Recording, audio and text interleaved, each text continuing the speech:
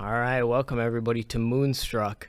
I'm your host Ryan, right here on Riot Radio, and today we have a pretty interesting concept we're going to be talking about. We're going to be talking about awakening. So, what it really means to wake up to, I guess, what you would maybe consider as your divine purpose, or some people refer to it as destiny.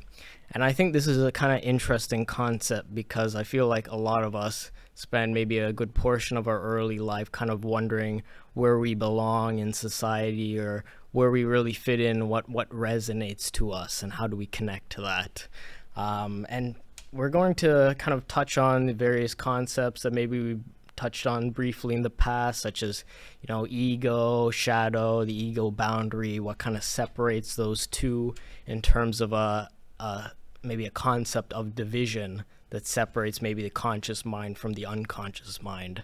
And we're going to be kind of drawing a comparison to maybe a character from anime, which, a lot of you might be familiar with, if you guys have ever seen the original OG Metal Fusion. And that, of course, is Ryuga. This guy was probably the top villain in all of probably anime, as coming up in the early 2000s. So a lot of us really knew him as the GOAT, and we're able to kind of see how he went along this character development arc throughout his series. And we can kind of take some lessons and take some wisdom from drawing comparisons to what he kind of displayed in that show. And I think one of the things that is kind of interesting to note is that essentially this man got really a broken power, even though he was like really the most OP character in that universe.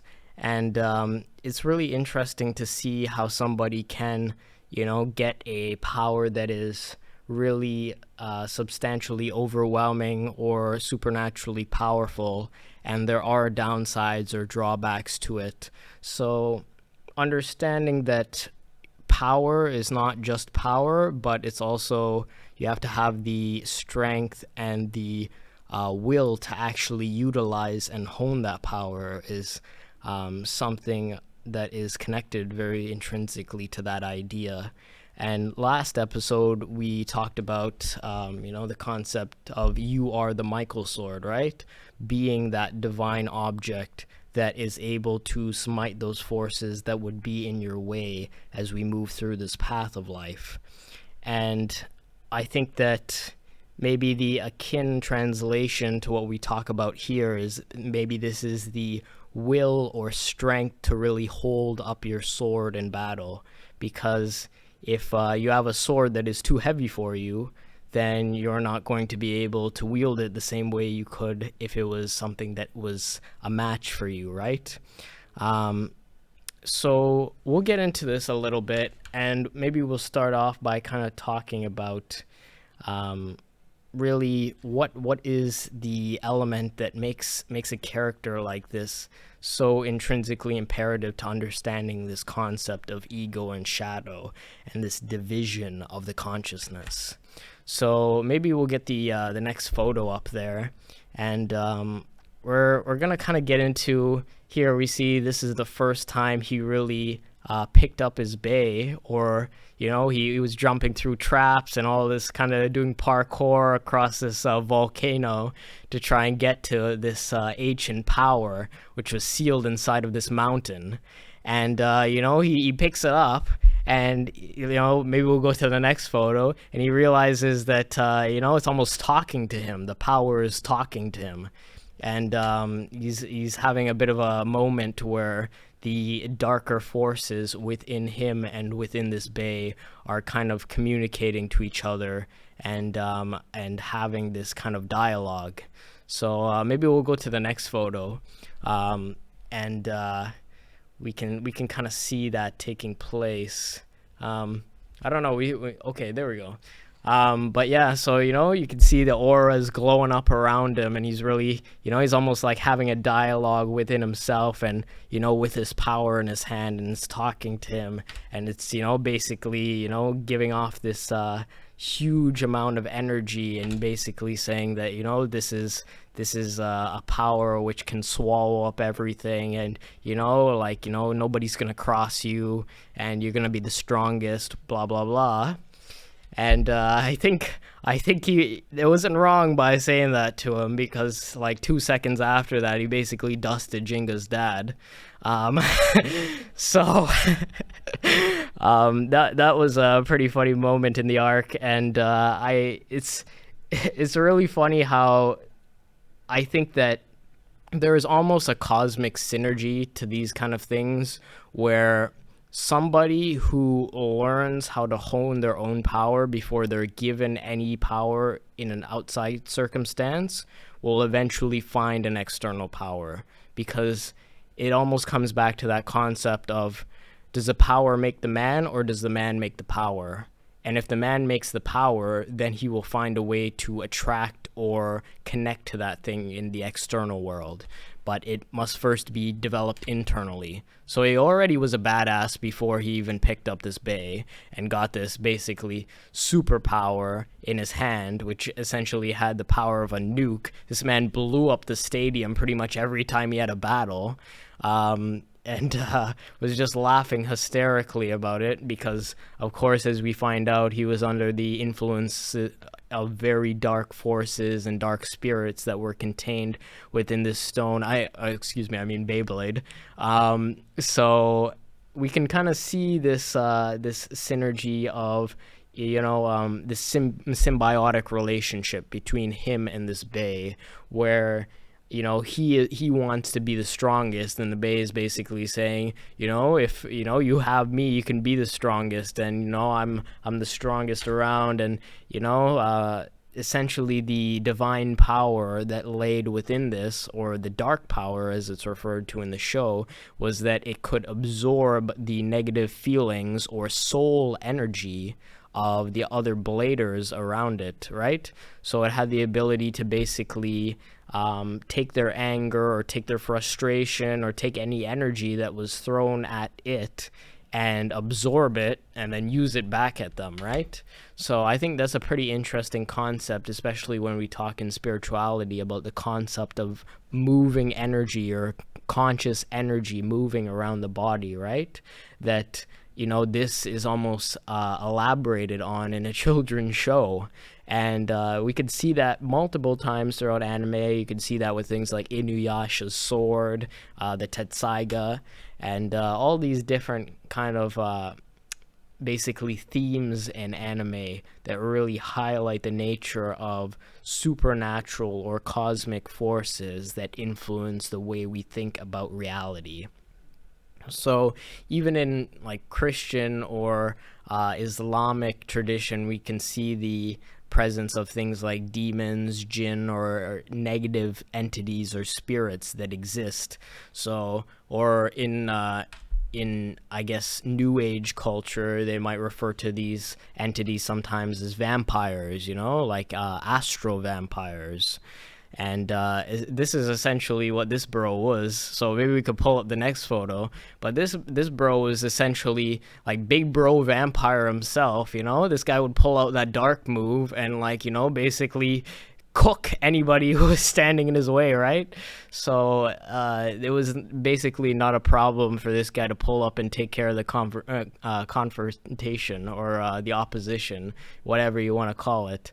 So it's pretty interesting when you see really these themes of spirituality translated into something like a show, where you can really see that these themes of anger and frustration and lower emotions really being used in a spiritually kind of dark way. And, you know, this kind of organization or group he was working for was really based off this concept of unleashing that power, or finding a way to absorb as much negative energy as possible and project that over the earth. So when we talk about things like in spirituality, the eighth sphere or the lower astral plane, we're really talking about these same similar concepts. Here we can see it obviously in a very more intense version, in you know, a way where parts of humanity or certain organizations in humanity seek to really use that for malevolent or dark purposes. So maybe we'll move on to the next image. But this is a really intrinsic theme that, when this guy pulled up, this guy was essentially able to just say, "Oh, Jinga, I haven't seen you in a while. What's up?" And then he basically just started siphoning his energy because he started taunting him about how he killed his dad. So he was just able to kind of absorb all that frustration that Jinga was putting out.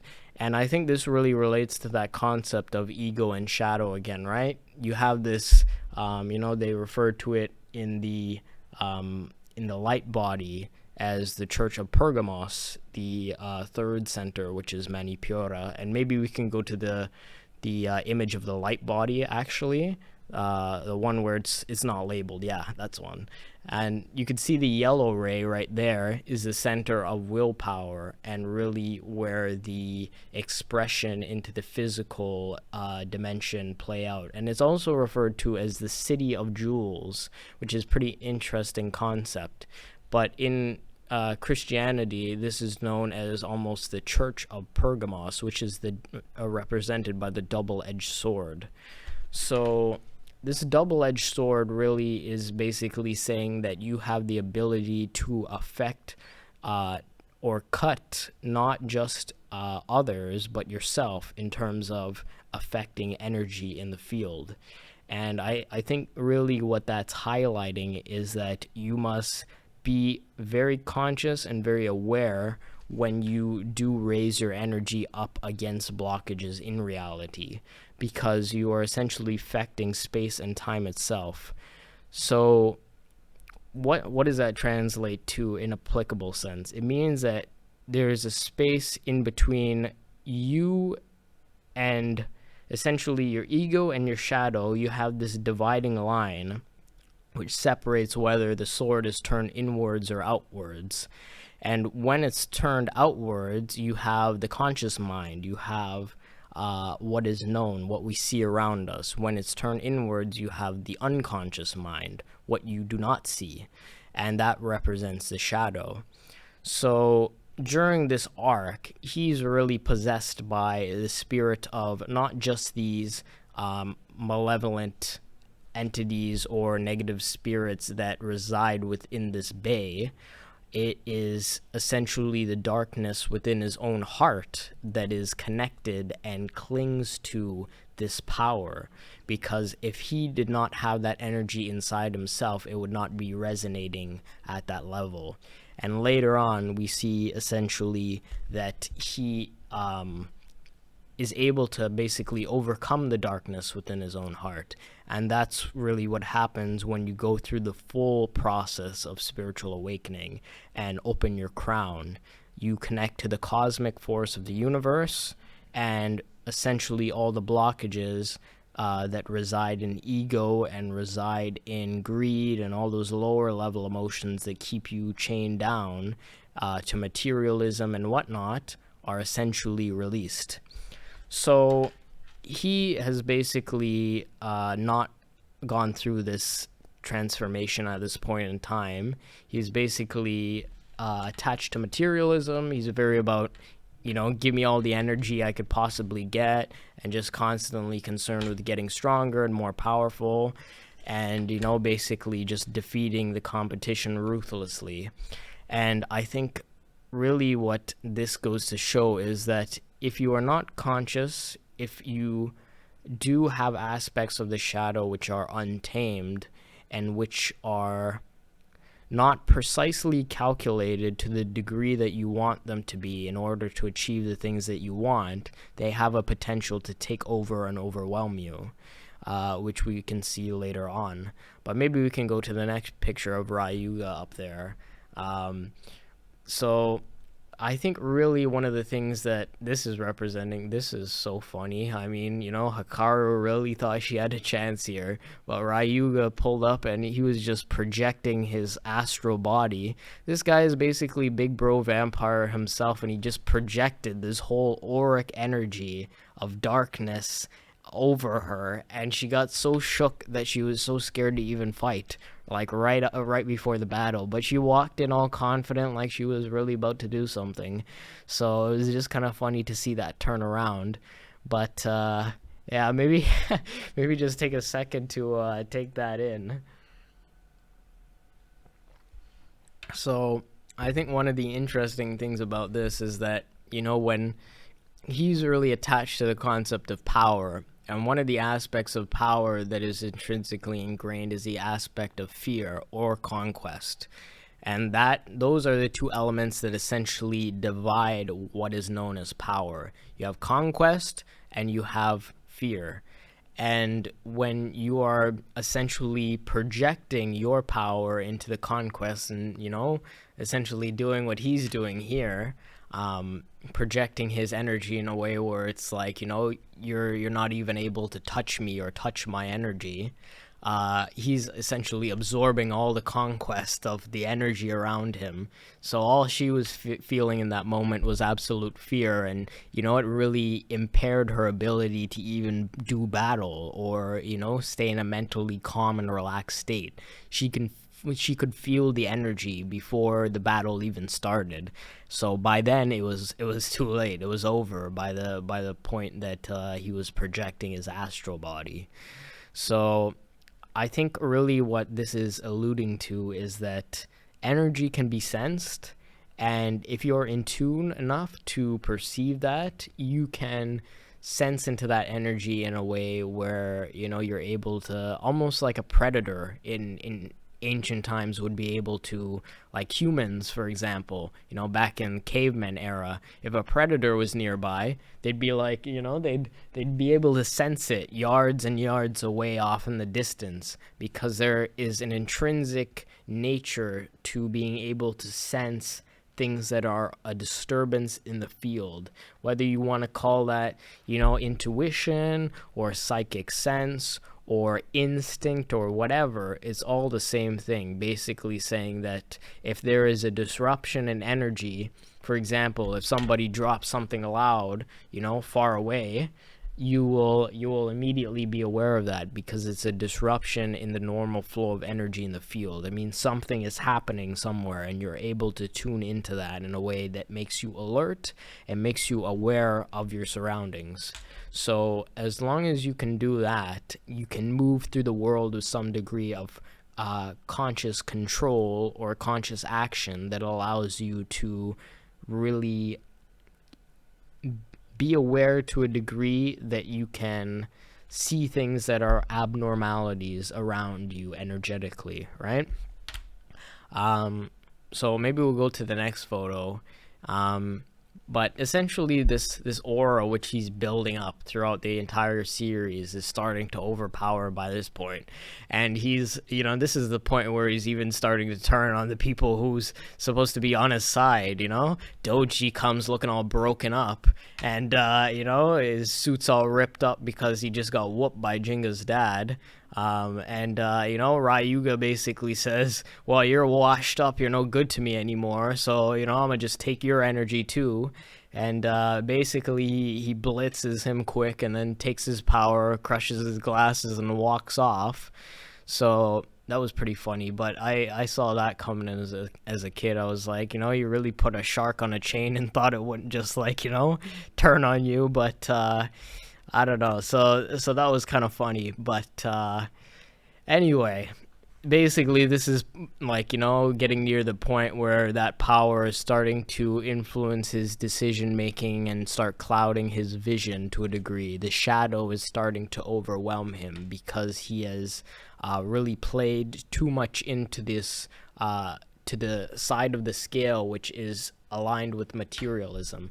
If you want to think about it this way, they talk about in Egyptian culture how a lot of times it's depicted that there is a scale in the heart that represents, the balance of, your sins and your good deeds or whatever, right? I personally believe it's a balance between materialism and immaterialism, almost a balance between energy and that which is physical. And if you want to think about it this way, at this point, he is really connected to that energy of, I just want power, and I just want, this energy, this astral energy, or this psychic energy, or soul energy, really. And I don't care where it comes from. I only care that I'm getting stronger, blah, blah, blah. So at this point, it's really starting to overwhelm him and impair his judgment. So, of course, he turns on Doji, he crushes Doji, and I really want to actually make a point out of this, but it might not tell you this in the show or explain this too well, but for all intensive purposes, Hikaru, Tsubasa, and Kyoya, Doji, all these guys who Ryuga basically drained their Bei energy and soul energy, they're essentially, for all intensive purposes at this point, dead. The thing that brought them back to life was Jinga defeating him in the final battle, when essentially L-Drago was cracked. Ryuga was able to reconnect with his own blader spirit, and the souls of all the other bladers were essentially returned back to them. So that is really what brought them back to life. So it wasn't that they were, I guess you would say, like just injured or something, or unconscious. Like, they were dead. They were, like, in a permanent coma. They were gonzo. But of course, we know Jinga wins the final battle, and their souls are released back to them, and essentially the world of Beyblade is the future of Beyblade is secured. So it's a pretty interesting arc, to be honest, and maybe we can go back to the picture of the light body there.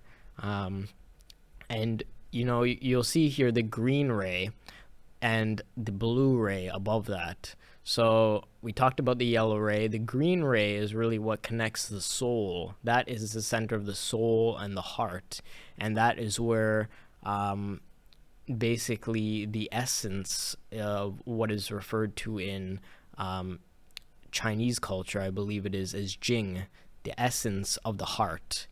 And that is essentially what this Bei was feeding on throughout this season. And the level above that there, as you can see, the ray above that is the blue ray. And that is what connects the spirit. The spirit and the soul are two separate things. So Ryuga's soul was drained the second he picked up that Bei. And when he was, talking to his Bei, and, the Bei was talking to him when the aura was glowing up. The first time he, smashed the crystal and, picked up L-Drago, that was the first moment in which he actually, has his soul almost tainted and twisted by the force that is within this Bei. And that really affects his, the green center up there, which deals with the soul.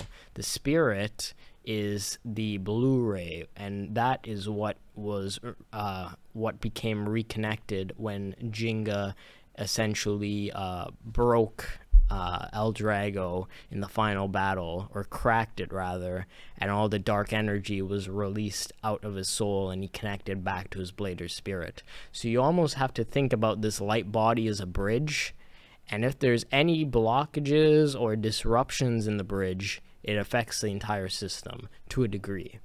It doesn't mean the bridge breaks. This bridge is unbreakable. It can never be broken, except when, your karma is fully released and your destiny is complete and you leave this planet, or you leave this cosmos, essentially. This bridge cannot be broken. It can be mangled, it can be twisted, but it can never be broken. But essentially, it can have disruptions and disturbances, which is why a lot of us have not awakened to a degree where we can sense these energies. But this imbalance, which takes place in the soul, is really represented by him being overcome by these dark entities and dark spirits and whatnot, that they talk about in these various religions. So, essentially he is able to reconnect to his blader spirit, and then, as we know, he goes on a rebirth arc and really redefines what it means to connect with his blader spirit and with his Bei. and becomes, of course, as we know, one with L-Drago for the first time. So what does this mean in translation for how that relates to us? There's a lot of actually overlap between what we see here and what is referred to in a lot of spiritual traditions or cultures when talking about things like, like people like to talk about things like gemstones and blah, blah, blah, are you into crystals and blah, blah, blah, but they really don't understand what that actually does. It's carrying around one of those stones is essentially like carrying around a battery. It's meant to hold types of energy or frequencies. And as we know, there's different things like, light, for example. There's different light frequencies, electromagnetic radiation we're talking about here. There's sound waves, resonance, and maybe we'll pull that photo up one more time. The blue ray, which is located at the pineal gland right between the eyes and at the center of the brain, is where light is affected and where the light receptor resides. It's basically known as the inner eye, where you can sense light frequencies. And this is depicted by the indigo ray. You can go do, you could go look into the pineal gland and go do your own research on that. I'm cutting back the research in this show to inspire you guys to go looking for information yourselves. You're not going to learn if I feed you all the answers. So, I really want to make this about turning into a learning process, and I'll guide you guys along the way, but I can't give you the answers. So, but the indigo ray is essentially where light is affected, and the blue ray right below that is where sound is. That's why it relates to the throat center. We are reverberating energy. So we're talking about the expression of self here. So when we talk about crystals or, rocks or gemstones, which have been actually, seen throughout history, as Doji explains, various instances throughout history. If you want to take everything Doji is saying in that flashback and replace the word bays with gemstones, you're going to see how much history actually makes sense, because Cleopatra is actually described in the flashback. She was actually known for wearing emeralds as her specific gemstone, if you want to say, and that was very popular for her to be seen with back in the day. So it is seen throughout history that these rulers do have these certain artifacts or mystical objects with them, right? So point is that there's a connection between what is going on in the show and what spirituality or what ancient history would describe as spiritualism, or connection to divinity, or connection to a different type of conscious energy, right?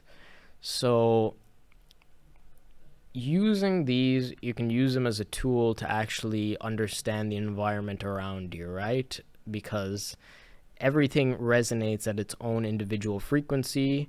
For example, crystalline matter, like gemstones and like rocks, they usually resonate at one frequency. Things around us, I bang the table, it makes sound, I just change the vibration of the table to create energy, right? I'm expelling energy through my body, so the vibration of my body is changing, and then that energy is producing sound waves through the contact of the table by the repelling forces that are interacting, and it's producing a different type of energy. But crystalline matter, which is referred to when they say crystals or gemstones, is a type of uniform matter which resonates at one frequency. And the reason why they're so hard to crack, which is why they say if you want to test if one is real, try to scratch it with a piece of metal or piece of glass, because it will not scratch. And the reason why is because the lattice of those atoms is perfectly uniform, and it cannot be damaged by anything that is less than, I guess, the Basically, you need a sledgehammer or something incredibly dense to actually put the amount of force on this thing that would be required to break that. So for some of these stones, they do have a incredible density. A lot of them, like quartz, for example, is about 7.5 on the moth scale. So that is fairly high and will not be damaged too easily. So they're pretty durable, but the point is that they can hold types of light frequencies and light energies. And that's why, people say that, oh yeah, when you hold this, blah, blah, blah, it gives this power. No, it's not giving any power. You're almost looking through a type of magnifying glass in which it's channeling your energy in a specific way. It's like having a transistor in an electrical circuit. It's modifying the energy flow. And when you understand that, you can use it for your own benefit. But if you think you're just going to walk around with something and it's going to do something if you don't try to put any conscious intention to it, like you have to put into the rest of life, then nothing is going to happen. So understanding that there is these connections between what we see in anime and what we see in film, and between spirituality and the real world applicability, and what we learn from various cultures, New Age, ancient religions, Islam, Christianity, ancient Hinduism, as we see with the light body, ancient Chinese texts, when they refer to as TCM, traditional Chinese medicine, which they chart out the different chi pathways and how energy is flowing. So there's a whole bunch of stuff that is actually connected to what they talk about in these shows, but you have to go and make those connections for yourself. And I think the reason why they don't elaborate on these things very deeply is because if you're not looking for that information, you're not going to find it. And I think that's an important lesson just for us to consider about life in general. If you want to learn something, if you want to pick up a skill, you have to go out of your way to build that skill. Nobody's going to hand it to you on a silver platter. You need to go and find it and put in work and study and research and make momentum behind what you are trying to do. So, and I say this because, even this past weekend, one of my relatives just, they passed away the weekend before, and this weekend I, saw them essentially go up in a blaze of fire, and the next day I was going to the gym. What that represents is a dedication to continuing on in life, moving forward, taking stuff that happens and finding a way to transmute it into something useful, keeping on your mission, keep learning, keep growing. Don't let things hold you back. There is always going to be things that happen in life that are going to be in your way, and what you are accountable to do is find ways to overcome that barrier, go around that barrier, find some way to move past it. And through doing that, you can really unlock what it means to hold up your own sword, as we talked about in the beginning of the episode. And when you do that repetitively, your magnetism to that sword becomes intensified. You become more magnetized to that which you are seeking. And that goes for the same with Ryuga and his Bay, This guy was the Dragon Emperor before he picked up that stone for the first time. He knew who he was.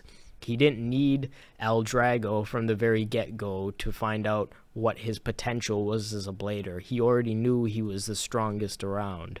He just needed to go and get that divine object which symbolized and represented who he was. He already knew who he was. It would just came out to expressing it to the fullest extent. So there is always going to be things that can either hinder you or help you based on how you look at it. And when we talk about this show, when we talk about Moonstruck, and when we talk about what this show represents, it represents conscious objectivity and the ability to see opportunity, to not see things as, oh, this bad thing happened or this good thing happened. There is no such thing as good or bad. That is all subjective in your mind. The only thing that exists is opportunity and how you frame things to either help you or hinder you. So You can make any excuses that, this bad thing happened, so I can't go to the gym. You can come up with a list of reasons why good things are happening so you can go. Motivation does not exist. It exists as an idea that will maybe get you going, but it's not an idea or a concept that will keep you going. It really comes down to, can I find things that are going to assist me and represent what I choose to stand for? And can you keep going with that momentum to the fullest extent and bring out that power within yourself and within that tool to the greatest extent? So I will not go on for too much longer, but I did want to really elaborate on that idea that, when we talk about any of these things, they are, at the end of the day, extensions of ourselves. They are tools. And maybe one last comparison I'll draw to is, when we talk again about cell phones, what is the hindrance with them? The hindrance with them is we are taught to now look at them as something that is not a tool. It's something that is a necessity, or something that you can't live without. It's something that you must constantly have in your hand or walk around with as you feel empty. That's not true. It's meant to be a tool. You're not supposed to be on it 24/7. You don't need it. It's meant to help you and assist you for what you need to do.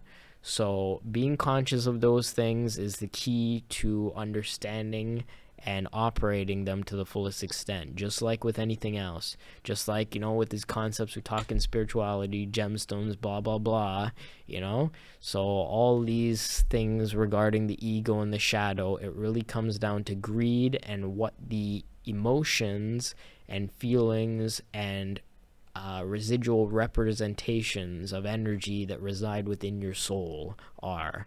So if you're overly attached to things, if you're greedy, if you're angry, if you're upset, if you're frustrated, if you're in despair, those things will be projected and reflect in your reality, and you cannot escape that until you understand what it is that you are going up against. And that is essentially within you. So you need to look in the mirror and essentially deal with your own stuff, because nobody else in the world is going to do that for you. So I always say that bad things or good things or whatever might happen to you in life, but it's your responsibility to, at the end of the day, deal with your own baggage. So because nobody else really gives a shit. So I think we'll wrap it up there for today. But this has been Moonstruck right here on Riot Radio. And, I hope you learned a little bit something about ancient history, about anime, about how these themes can coexist and really collide and be interlinked with each other and represent greater themes in life, and how everything around you must see in a sense of objectivity to really bring out to its fullest potential, and that the ego and shadow are always going to exist within you to some degree,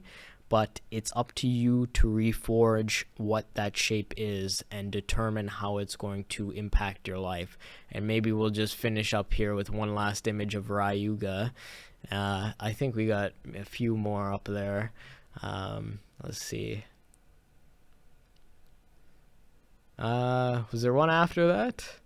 Okay, all right, but let's go back to the one of him holding up the bay. The other one, yeah, that one. There you go. So use the lessons that he has demonstrated to the ability which it assists you, and take the lessons which we can learn from him and demonstrate that within your own life. And don't demonstrate it to anybody else, but demonstrate it to yourself. So this has been Moonstruck, and I hope to see you next time right here on Riot Radio.